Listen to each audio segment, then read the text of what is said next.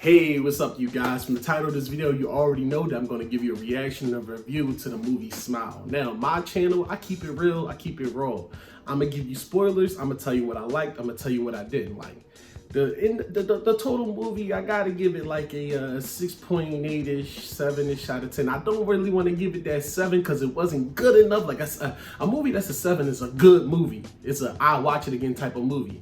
It's like a 6.5-ish kind of movie out of 10. It's a nice thriller, don't get me wrong, but it was so many things that threw me left. I had to say, yo. Now, let's get right into it. Spoiler warning, spoiler warning. Now, when it comes to me reacting and reviewing movies, I tend to forget the names of the people in the movie, the actors and the actresses. So if you could follow me with how I speak about what they looked or what they did, then thanks. If you can't, my bad. So anyway, the lead role, the woman, she's like a psychologist or a therapist or something like that. And she's helping a college student that saw her professor pass away.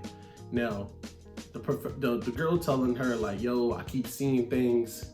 It's like somebody, it's like a person it's like something is inside people wearing them like a suit, you know, wearing them like a meat suit type thing going on. And she like, yeah, is it, she's saying, it's like, you're not gonna believe me because I'm telling you it's real. And her being like anybody would be is like, yeah, you just seeing it in your head. But basically it's a demon that's on earth, or maybe it's not a demon, but it's some type of dark evil entity that basically moves from person to person by making you witness something horrific or something really crazy, and typically it's suicide, and that's how you get past them. So the person that witnessed the suicide, they're just going from person to person. That's how they're doing their thing.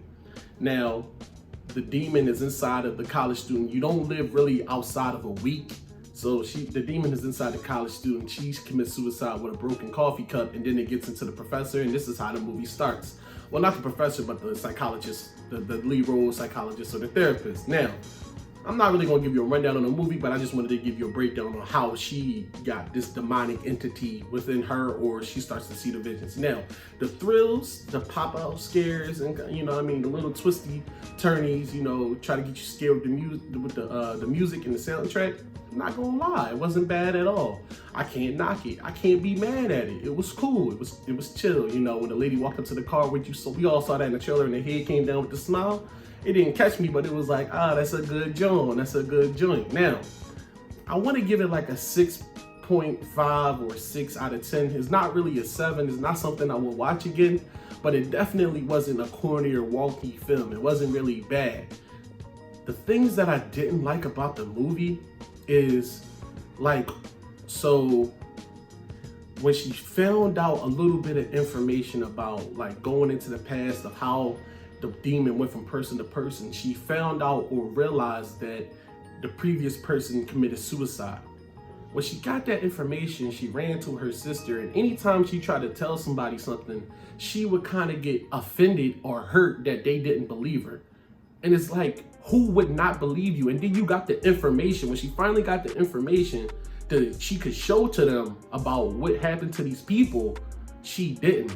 That's what made me like, what is going on? Now, that was one thing that had me like, yo. Another thing was like the music. Sometimes the music was so loud in the movie, I couldn't even understand what was going on. You know what I mean? So, you know how they be like, oh, black people can dance to anything. I'm in the theater, like, with the soundtrack in the movie, and I'm just like, these, like, because it's like, yo, it was kind of corny. It was kind of so loud that it got kind of overwhelmingly funny. But it was chilling, but I mean, they just had the music count way too loud. Or maybe it was the theater, maybe it was the movie, I don't know. But it was crazy loud. So I watched it again, and it was the same thing that happened. I saw it when it released, on release date, and then I seen it again so I can get ready to make this video, and y'all getting it today. Now, let's keep talking about the things that I didn't like about it, and then we'll get into the things that I did like. Furthermore, also, when she got near the end of the movie, right? And she was basically fighting this demonic power or whatever the case may be. It was kind of, I already assumed that she wouldn't be able to basically defeat it or beat it. So she went to her old home where basically she saw her mother commit suicide or something like that, and she didn't go get help. But anyway, she burnt down the house with the demon power in it, and then she thought it was all over with, but then she opened the door again or something happened and she realized she was still in the home she never actually left. And it was like, bro, we seen that twist, that turn so many times in movies. We seen that happen so many times in movies, bro, that it's kind of played out at this point. It's kind of like, bro, how many times are we going to see you never actually escaped be played in a movie? I just wish that they had a different twist or a different take at the end of this movie, because we done seen this play out a million times, right? So at this point, I can't sit here and say, oh, it's not bad, it's just the usual. At this point in life, in movie, in film, you gotta say that's bad because we seen it so many times, bro. Now, another part.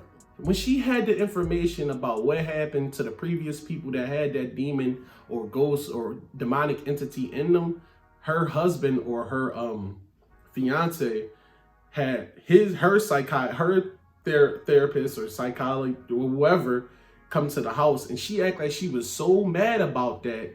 When bro, like, how are you acting like you're so angry about him trying to figure out what's wrong with you when you really got a demon either in you or following you or something like that?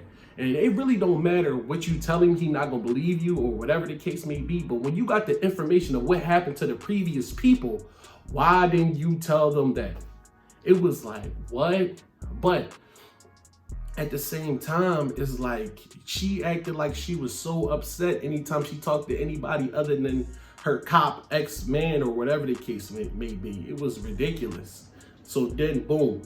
Now, the last and final thing that I really didn't like too much about this movie, honestly, was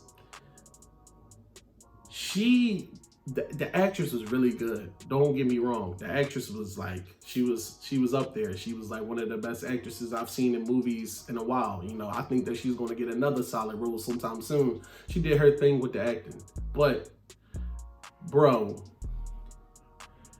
when she went back to the hospital, right? And then she went back to like the hospital where she worked, right? And I guess she had a dream because the demon was just feeding her lies in her brain or whatever the case may be. She had a dream that she went inside the hospital and the guy at the jail said that she had to kill somebody and make it look horrific and make it look really, really bad. And she stabbed the dude all up, and that's how you pass it on, or that's how you stop from dying. And it was a dream the whole time. And then she wound up back in the car. And then her co-worker was like, oh, don't go nowhere, something like that. It's like, that part has so much potential to be way better. You get what I'm saying? I'm upset at the fact that they didn't make that part better. You get what I'm saying? Like, the potential of something, when you see the potential of something and how great it could have been, it makes you feel like, it kind of makes you say, dang, I'm a little upset at y'all for that. But that's pretty much the parts that I figured I didn't like too much about the movie. I didn't like that she was always upset when she tried to talk to somebody, but didn't tell them the whole deal, the whole spill, the whole real spill, holy fill, and then try to get mad, but you just half-ass telling them information and they gonna be confused, because who wouldn't be confused? You talking about seeing demons and ghosts and stuff like that. Who wouldn't try to get you help if they loved you, one? And then two, like, bro, what are we doing in this movie where we keep breaking on parts that could be really, really great? Like, even at the end when she was fighting the demonic demon or something like that, it was like, it could have been way better. You get what I'm saying? Like, all she did was just like, where was the thrill in the part where she finally met the demon? You get what I'm saying? It wasn't really scary. It wasn't really thrilling.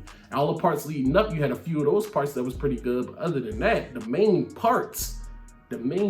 things, it was like, y'all bricked. It was a little bit on the softer end of a thrilling movie. Now, the things that I did like about the movie was she kind of did make calculated moves, even though she failed at some parts. She kind of did make calculated moves. Like when she told her cop buddy to just dig up, she didn't really tell him at first that she was seeing demons until he pulled up all the information, and then she broke it down to him, because he could go into the database to figure out what happened to all these people committing suicides and stuff like that. So that was pretty cool. That was pretty chill how they did that, and she calculated that I need to go to the prison and just talk to this dude to figure out how he not dead. And acting on his part, when he found out that she was the person that had the demon, not somebody else, not one of her students, I was like, good job. That's fire right there. I like that.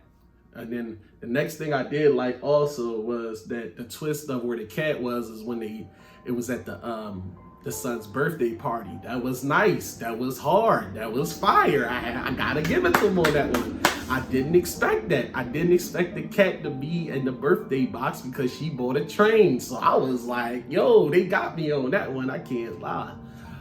But I mean, the cons definitely for me outweigh the pros, because I felt like when it was supposed to pop off, when he was supposed to get that thrilly moment, it was kind of deflated. And then it was other moments where it was really good, but it didn't last long enough, if you get what I'm saying. And then at the end, where it was like the demon was still within her, and she showed it, and the cop was like, what are you doing or something? It was like, oh, we already knew that. So end all be all, what I'm saying is, should you go see it?